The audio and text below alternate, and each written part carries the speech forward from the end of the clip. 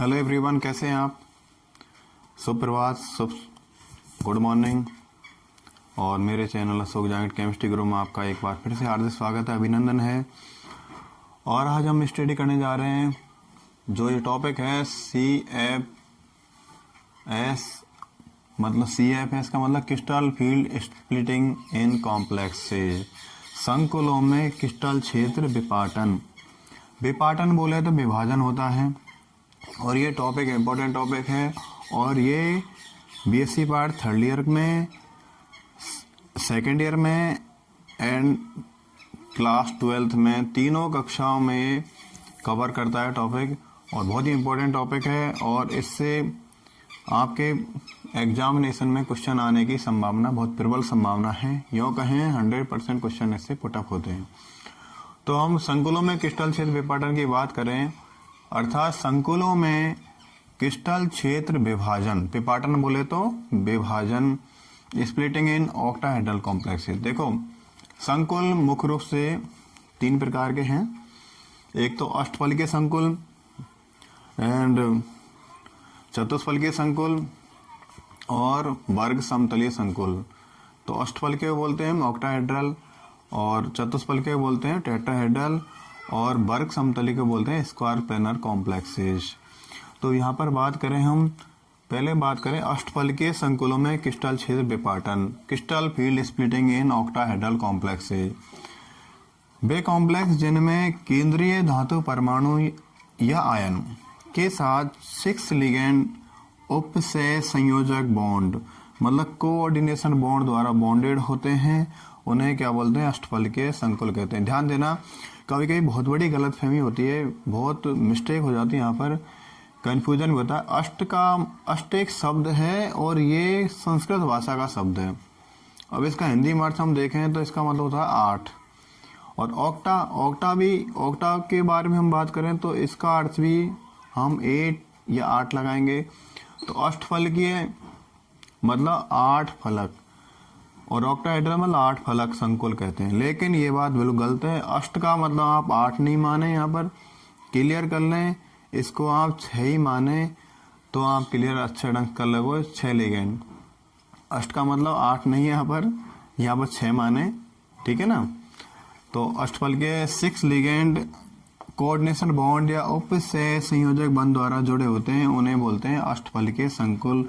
और यहाँ पर लाइक एग्जाम्पल COF6, यहाँ पर कितने लिगेंड है, how many ligands of fluorine, 6। यहाँ पर मैग्नीज सेंट्रल एटम है, और कितने लिगेंड हो गए, यहाँ पर 6 लिगेंड हो गए। किसके हो गए, वाटर मॉलिक्यूल के, जल के हो गए हैं। और यहाँ पर देखिए केंद्रीय परमाणु है आयरन Fe, और यहाँ पर 6 लिगेंड हो गए साइनाइड के। इसी तरह यहाँ पर टाइटेनियम एक सेंट्रल एटम है, और इसके पास कितने लिगेंड जुड़े हैं, 6 लिगेंड H2O के। तो ये यहाँ पर एक्सेट्रा कर दिया मैंने। अब यहाँ पर देखें इससे स्प्लिटिंग कैसे होगी। देखो एनर्जी मैंने बता दी है, लगभग सेम एनर्जी है, 5 d ऑर्बिटल्स हैं लगभग समान ऊर्जा वाले। और ये कैसी है, ग्राउंड स्टेट।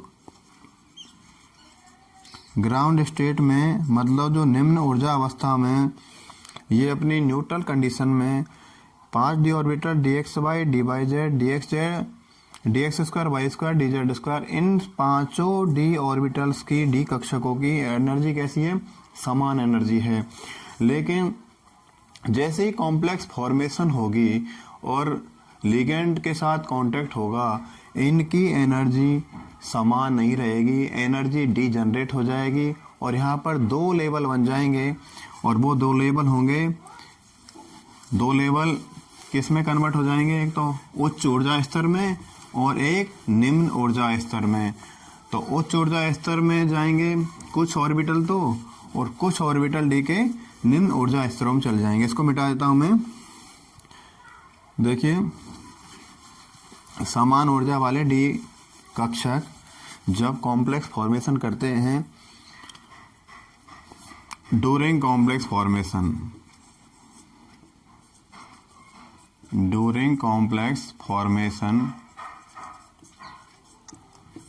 संकुल निर्माण के दौरान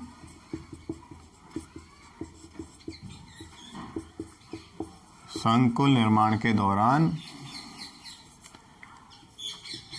डी कक्षकों की ऊर्जा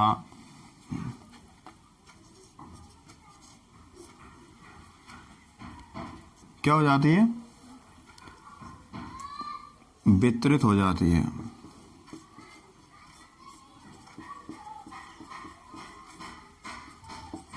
अर्थात समान नहीं रहती है। देखते हैं इसको। देखिए, एनर्जी है E, एनर्जी के लिए हम यूज कर रहे हैं ऊर्जा, और यहाँ पर लगभग समान ऊर्जा वाले d ऑर्बिटल्स हैं, और ये 5 d ऑर्बिटल्स,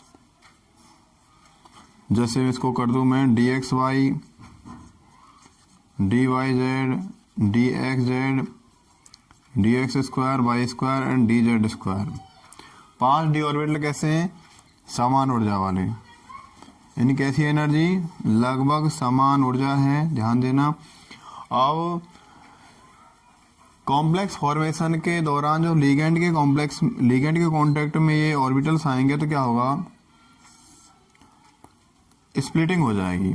लिगेंड के कांटेक्ट में आने पर स्प्लिटिंग हो जाएगी, और यहाँ पर 2 लेवल यहाँ फॉर्मेट होंगे। एक तो हायर एनर्जी लेवल ऊपर वाला, और नीचे वाला लोअर एनर्जी लेवल होगा।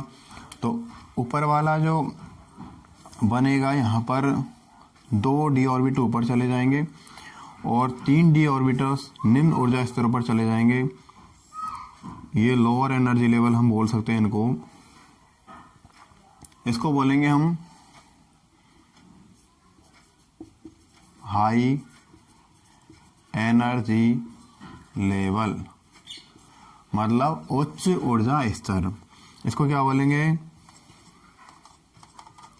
लोअर एनर्जी लेवल, निम्न ऊर्जा स्तर। तो यहाँ पर 3 जो ऑर्बिटल्स हैं डी के, वो नीचे चले गए निम्न ऊर्जा स्तरों में, और 2 ऑर्बिटल से ध्यान देना वो उच्च ऊर्जा स्तरों में चले गए, हाई एनर्जी लेवल चले गए हैं। तो ऊपर वाले जो 2 ऑर्बिटल्स हैं उनको कहा गया है Eg। क्या बोला गया है इनको? Eg कक्षक। क्या कहा गया है? Eg कक्षक। कौन कौन से हैं?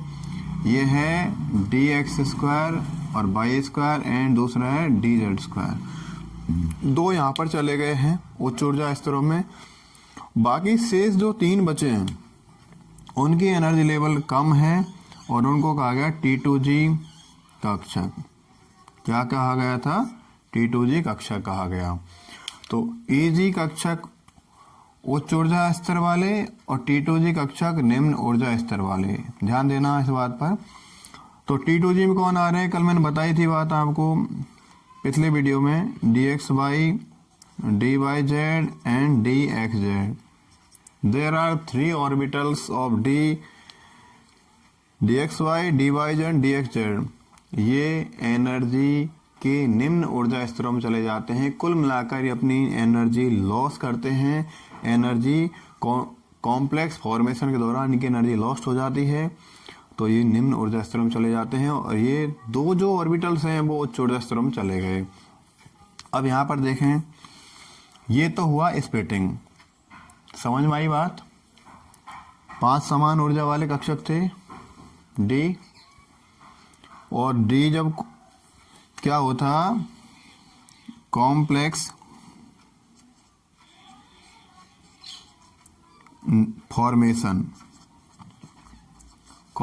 फॉर्मेशन होगा तो लिगेंड के कांटेक्ट में आएंगे डी ऑर्बिटल, क्योंकि ये तो सेंट्रल मेटल एटम है, केंद्रीय धातु परमाणु है या आयन है, उसके डी कक्षक हैं। तो डी कक्षक जैसे लिगेंड के कांटेक्ट में आएंगे कॉम्प्लेक्स फॉर्मेशन के दौरान, तो फिर क्या होगा? ये डी जनरेट हो जाएगी इनकी एनर्जी, और ये कुछ उच्च ऊर्जा स्तरों में, कुछ निम्न ऊर्जा स्तरों में चले जाएंगे। तो इस तरह से इसको बोलेंगे अष्टफलकीय संकुलों में क्रिस्टल क्षेत्र विपाटन। क्लियर हुई बात? क्लियर करो इसको मैं। अब देखें ऊर्जा स्तर कैसे, ऊर्जा का क्या वो रहता है इसमें। ऊर्जा को हम किस तरह देखेंगे, यहाँ पर एक ऊर्जा होगी दोनों के बिटवीन, उनको देखा जाएगा। ऊर्जा के बारे में बात करें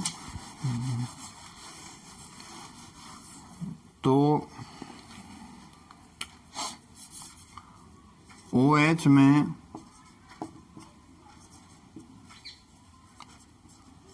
डी कक्षकों के स्प्लिटिंग के दौरान औसत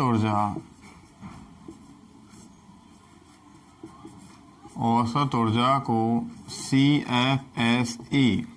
CFSE बोले तो इसको बोलेंगे क्रिस्टल फील्ड स्प्लिटिंग